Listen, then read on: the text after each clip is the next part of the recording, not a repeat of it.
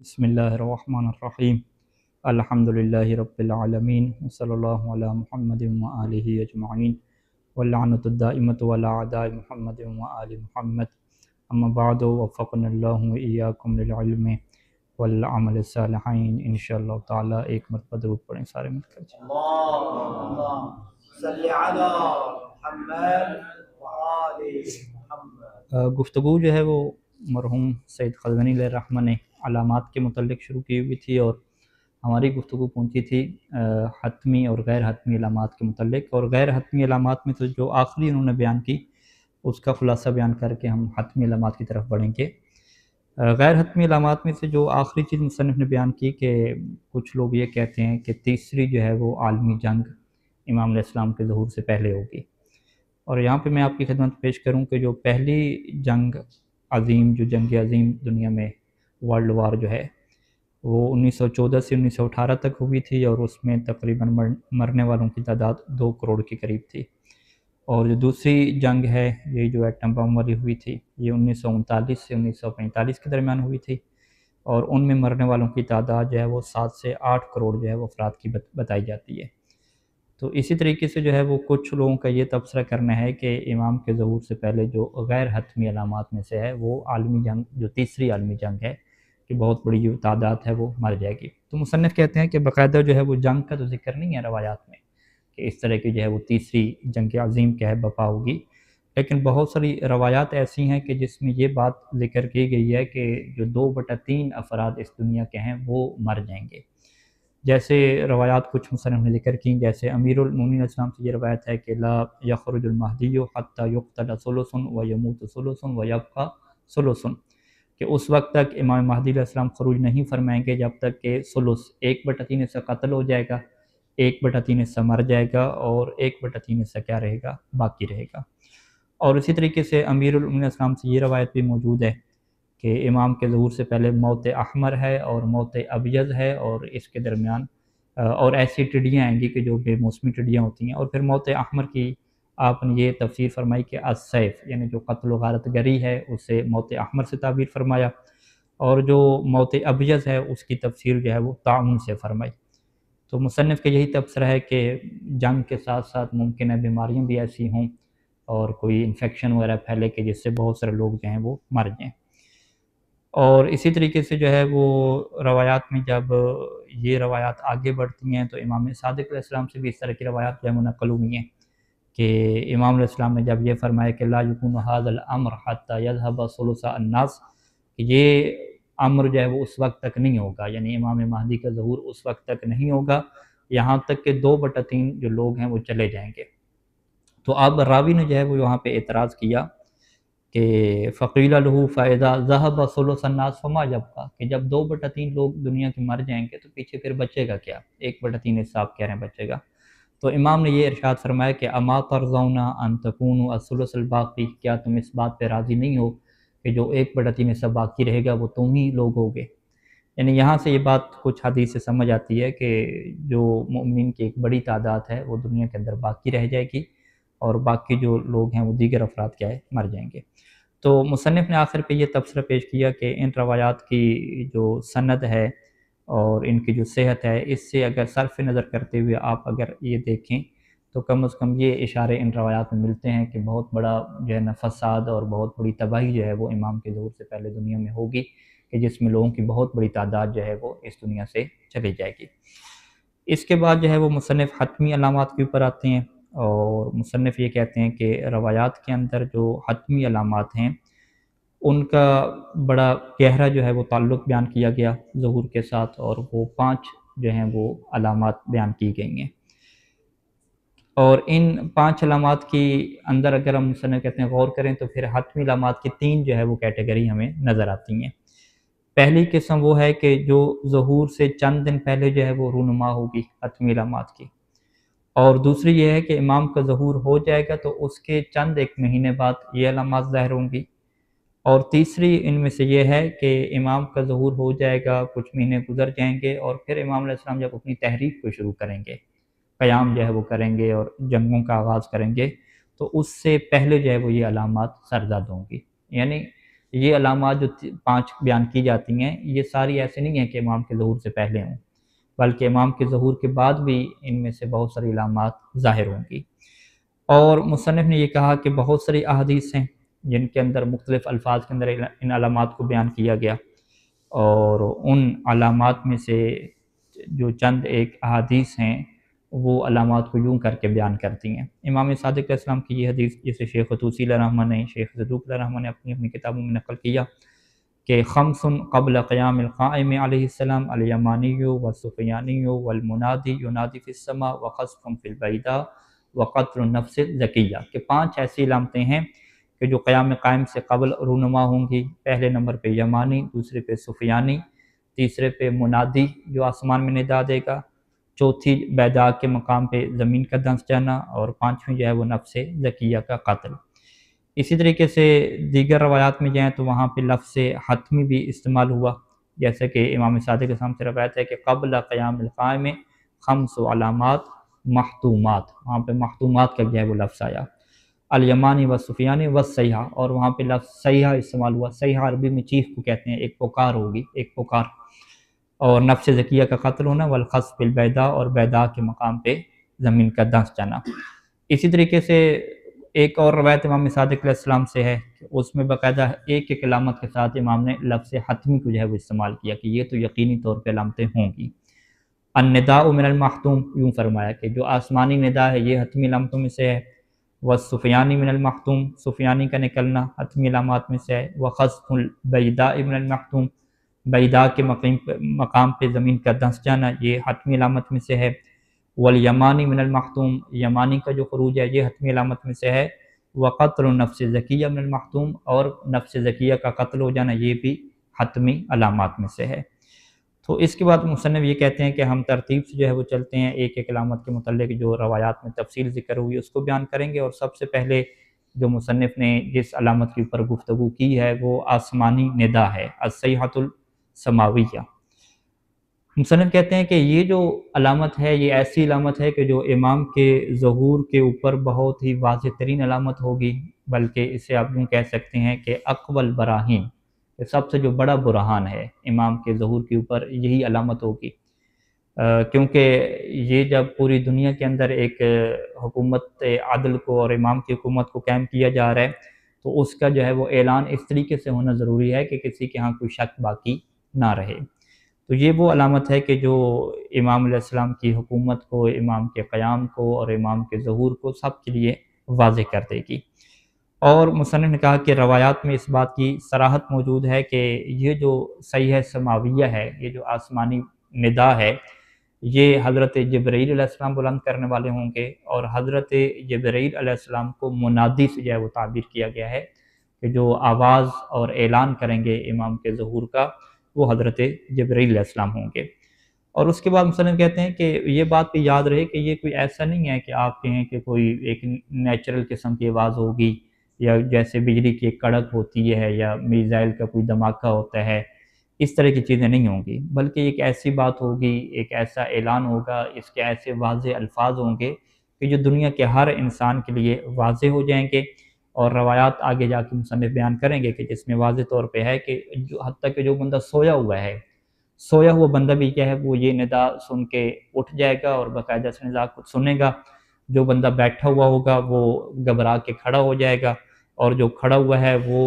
گھبراتے ہوئے بیٹھ جائے گا، حتیٰ کہ وہ خواتین جو پردے کی صحیح پابندی کرنے والی ہوتی ہیں وہ بھی اس آواز کو سن کر جو ہے وہ اپنے پردے سے باہر آ جائیں گی، اور باقاعدہ یہ سب کے لیے یہ چیز کیا ہو جائے گی، واضح ہو جائے گی۔ اور پوری دنیا میں ہر انسان کے اندر ایک اضطراب کی، ایک پریشانی کی، ایک ٹینشن کی کیفیت ہوگی کہ یہ کس طرح کی آواز بلند ہو رہی ہے۔ تو لہٰذا ہم یہ نہیں کہہ سکتے کہ یہ آواز جو ہے وہ ایسی ہے کہ جو آپ کہہ رہے ہیں کہ طبیعت اور نیچر کا ایک حصہ ہوگی اور لوگوں کو پتہ نہیں چلے گا، لوگ کہیں گے کہ یہ ایک نیچرل قسم کی بات ہے، ایسا نہیں ہے، بلکہ یہ بات جو ہے وہ انسان کے جو طبعی حالات ہیں، نیچرل حالات ہیں، اس سے بڑی مختلف ہوگی کہ سب لوگ جو ہے وہ اس بات کی طرف متوجہ ہو جائیں گے۔ اور مصنف کہتے ہیں کہ یہ بات بڑی واضح ہے کہ جب امام علیہ السلام کے ظہور ہو رہا ہے تو عالمی سطح پہ اس کا اس طرح سے اعلان ہونا چاہیے کہ سب کے نزدیک یہ بات واضح ہونی چاہیے، اور اسی کا یہ سلسلہ ہوگا۔ اور اس کے بعد پھر مصنف کچھ روایات کو ذکر کرتے ہیں، جیسے امام صادق علیہ السلام کی اس روایت کو ذکر کرتے ہیں کہ امام نے فرمایا کہ یہ جو آسمانی ندا ہوگی یسمعہ کل قوم بألسنتہم، کہ ہر قوم جو ہے وہ اس ندا کو سنے گی اپنی زبان میں، اپنی لینگویج میں اس اعلان کو وہ سنے گی۔ اور پھر ایک اور حدیث میں امام نے فرمایا کہ یسمع کل قوم بلسانہم، ایک میں بألسنتہم کے لفظ ہیں اور ایک میں بلسانہم کے لفظ ہیں، کہ ہر قوم جو ہے وہ اپنی زبان کے اندر اس ندا کو سنے گی۔ اس کے بعد مصنف کہتے ہیں کہ یہ جو اہل بیت علیہ السلام نے بیان فرمایا کہ آسمانی ندا آئے گی، اعلان ہوگا امام کے ظہور کا، اور ہر شخص جو ہے وہ اپنی زبان میں اسے سنے گا، تو اس کا کیا مطلب ہے کہ اپنی زبان میں سنے گا؟ کیا یہ کوئی معجزہ ہوگا یا معجزے سے ہٹ کے کوئی چیز ہوگی؟ تو مصنف فرماتے ہیں کہ اس میں دو احتمال جو ہے وہ ہم دیتے ہیں۔ پہلا احتمال تو یہ ہے کہ یہ معجزہ نہیں ہوگا، بلکہ جو آسمانی ندا ہے باللغت العربیۃ الفصحی فقط، وہ فقط عربی زبان میں ہوگی، فصیح عربی زبان میں حضرت جبریل علیہ السلام امام کے ظہور کا اعلان کریں گے، اور اس اعلان کی وجہ سے پوری دنیا کے اندر ایک بے چینی پھیل جائے گی اور سارے لوگ اس آواز کو جو ہے وہ سنیں گے۔ جو اہل عرب ہوں گے وہ تو اس آواز کو سنیں گے اور اس کا مطلب بھی اسی وقت جو ہے وہ فوراً جان لیں گے،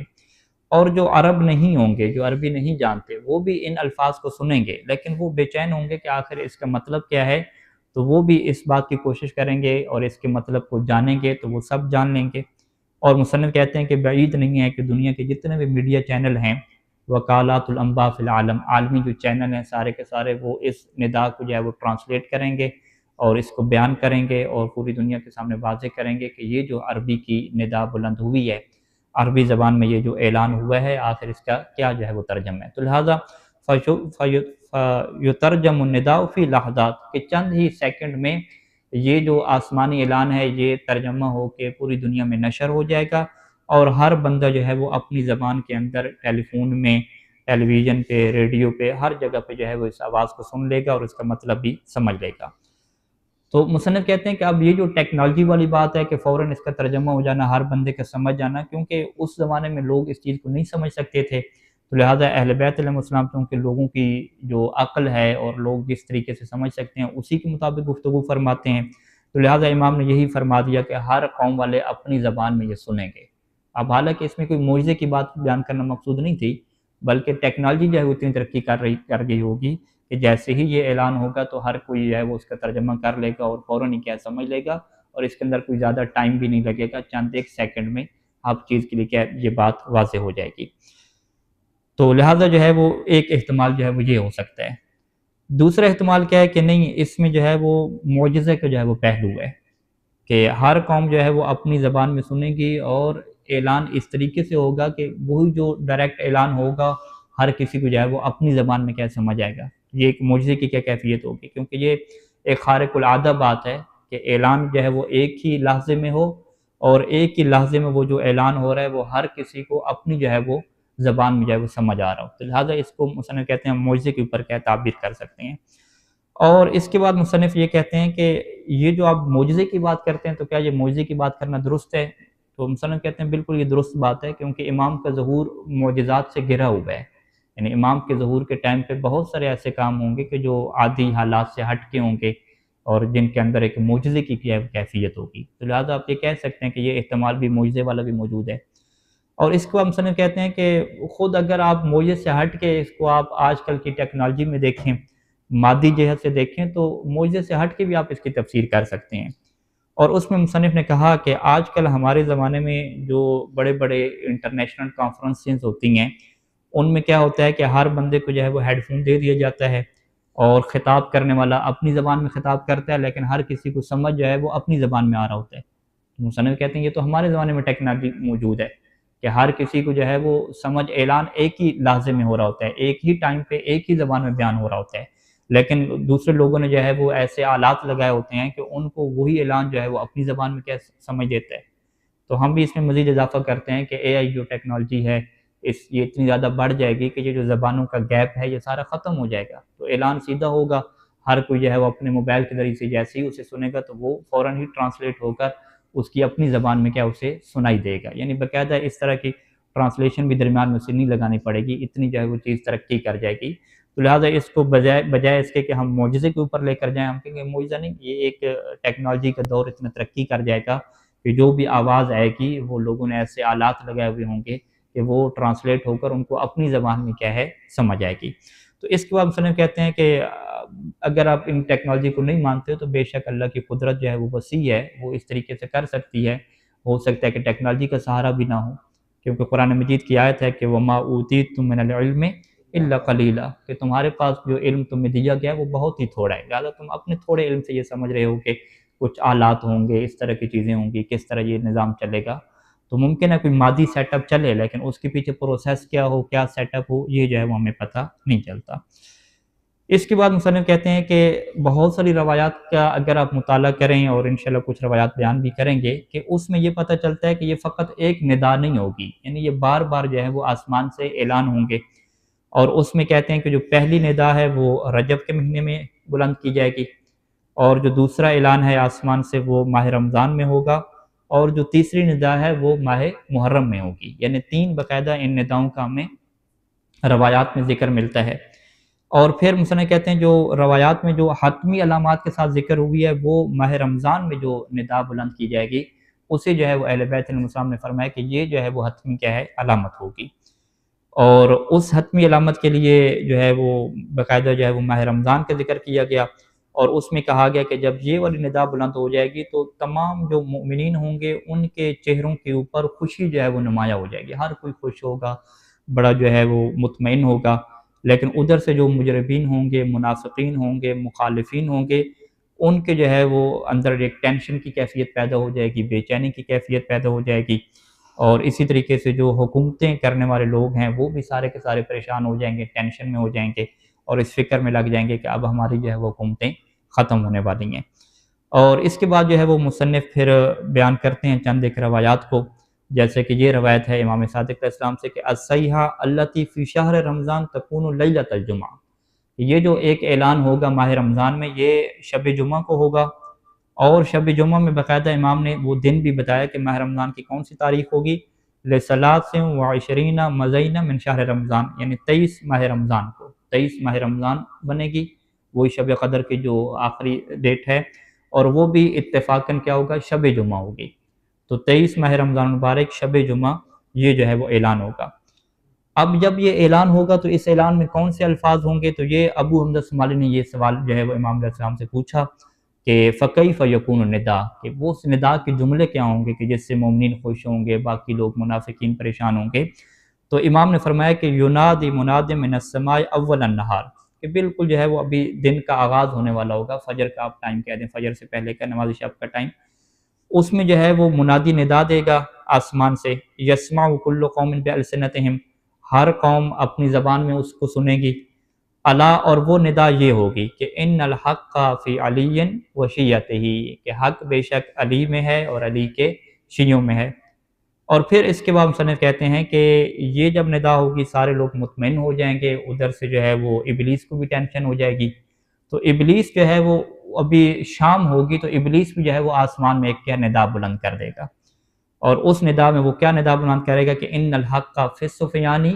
و شیعتہ، کہ حق جو ہے وہ سفیانی میں ہے اور اس کے شیعوں میں ہے۔ تو اس ٹائم پہ جو ہے وہ لوگ جو دیگر منافقین ہیں وہ خوش ہو جائیں گے اور مومنین کو کیا کریں گے، پریشان کریں گے۔ اور اس کے بعد پھر باقاعدہ ایک چیپٹر باندھا کہ یہ جو دوسری ندائیں ہیں یہ کس طرح سے ہوں گی، اور یہ کس طرح سے باطل ہوں گی، اور کس طرح اس میں مومنین کی آزمائشیں ہوں گی،